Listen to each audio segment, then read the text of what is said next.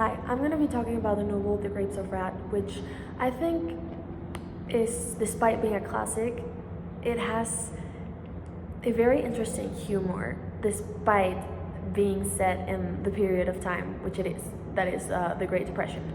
We are introduced to the Joad family, which is the family that will follow through the story, and we are told that they have to leave their land because of the bank and because of the conditions by the Dust Bowl in Oklahoma and Texas. So they get to the uncle's house, and we are also introduced to Tom, who is the main character, who is an ex-convict who has just been released for an involuntary murder. So he gets to the land where his family was previously established to learn that they are no longer there due to the conditions that I previously explained. Now, here is the introduction to the character that I want to focus on the most because he's the one that I found the most interesting and the one that had such a character development throughout the whole novel. He meets Casey, who used to be a preacher. So before Tom was impersonated, he knows Casey as this preacher who really believes in God and encourages people to believe in him and Christian values and all of that. But when Tom comes back, he learns that Casey is no longer that person. He stops believing in God, and when Tom tells him that he's going to meet up with his family, he will join him. And not just for the simple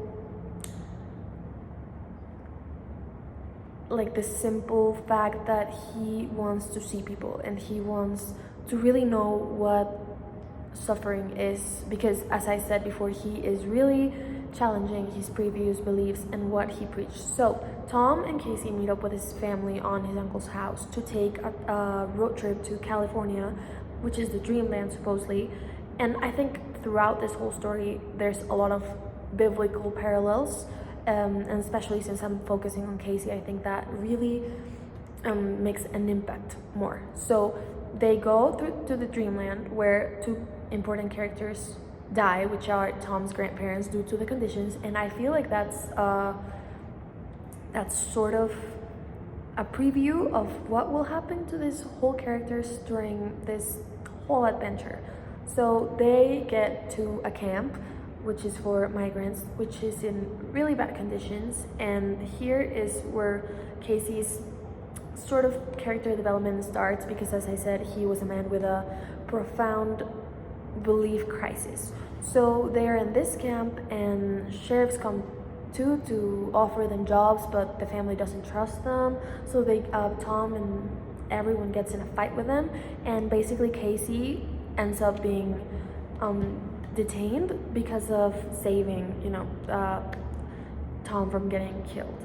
So while Casey is imprisoned, he really takes a moment to reflect and affirm his new belief of leaving terms like heaven and hell behind, and believing more that maybe there's not a God, that it's individual, but maybe there's only humans who can connect and save themselves by coming together. So as the story moves on and Casey and Tom meet again, he will learn what Casey has been sort of working out, which is worker union and asking for better salaries and reinforcing his now social, almost philosophical beliefs instead of the Christian ones.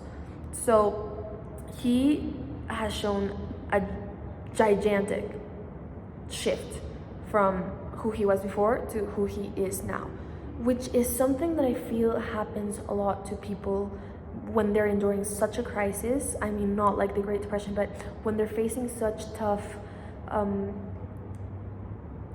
experiences that one would think, why is God making me go through this? So they lose their faith, and then they can choose to become a horrible person due to what has happened to them, or they can keep being resilient. What Tom did was being resilient, which is a strong theme throughout the whole book, the resilience of each and every one of the characters.